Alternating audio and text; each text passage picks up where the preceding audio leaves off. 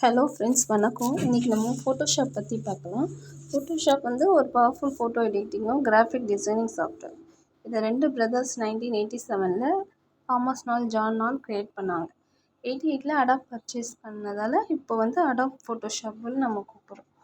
இதோட file extension பார்த்திங்கன்னா .psd. Photoshop எங்கெங்கே யூஸ் பண்ணணும்னா மேரேஜ் இன்விடேஷன், பேனர் டிசைனிங்கில் யூஸ் பண்ணலாம். இப்போ நம்ம உள்ளே போய்ட்டோம். மேலே அடாப் ஃபோட்டோஷாப் இருக்குது பார்த்தீங்களா, அதான் டைட்டில் பார். அது கீழே ஃபைல், எடிட், இமேஜ் எல்லாம் இருக்குது இல்லையா, அது வந்து மெனு பார். மெனு பாரில் இப்போ விண்டோஸில் பார்த்தீங்கன்னா கலர், அது கிளிக் பண்ணால் வேணும்னா வச்சுக்கலாம், வேணும்னா ஹைட் பண்ணிக்கலாம். ஓகேங்களா, அந்த டிக் மார்க் எடுத்து விட்டோன்னா ஹைட் ஆகிடும்.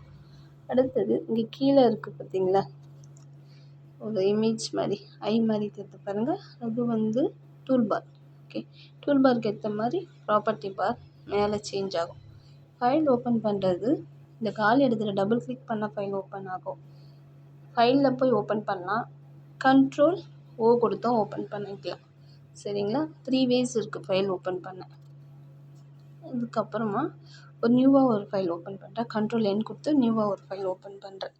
இப்போ நம்ம பார்க்க போகிறது ரெக்டாங்குலர் மார்க்கெட்டிவ்.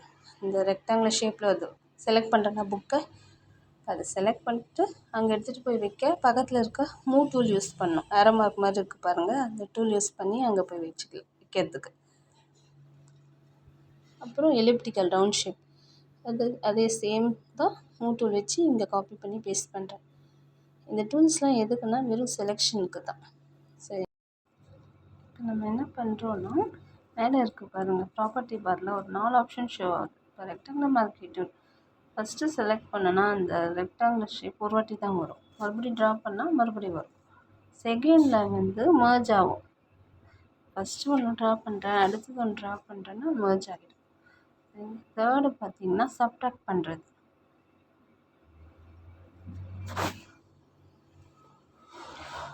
இந்த செகண்ட் மர்ஜ், தேர்டு சப்ட்ராக்ட் பண்ணுறேன். ஃபோர்த்து என்னென்னா எது செலக்ட் பண்ணுறோமோ அது மட்டும் இருக்கும், இன்டர்செக்ட் மாதிரி.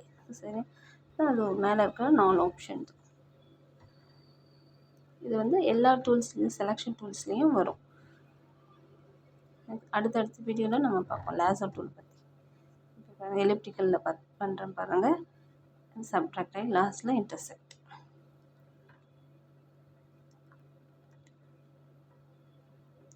அடுத்தது சிங்கிள் ரோ மார்க்கெட்டிவ். சிங்கிள் ரோவை க்ரியேட் பண்ணுவோம். இது எதுக்குன்னா, இது அவ்வளோ ஃபோட்டோஷாப்பில் யூஸ் பண்ண மாட்டோம். இப்போ ஒரு ரோ க்ரியேட் பண்ணிட்டேன்னா இதை வந்து கண்ட்ரோல் பேக் ஸ்பேஸ் கொடுத்து கண்ட்ரோல் டி கொடுத்தோன்னா அந்த பேக்ரவுண்ட் கலர் வந்துடும்.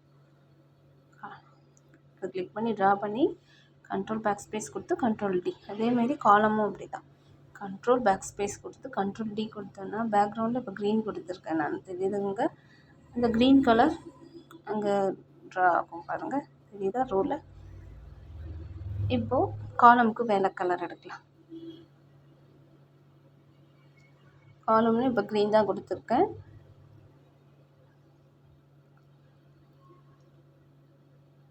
இப்போ வேறு கலர் சூஸ் பண்ணி ப்ளூ மாற்றிருக்கேன்.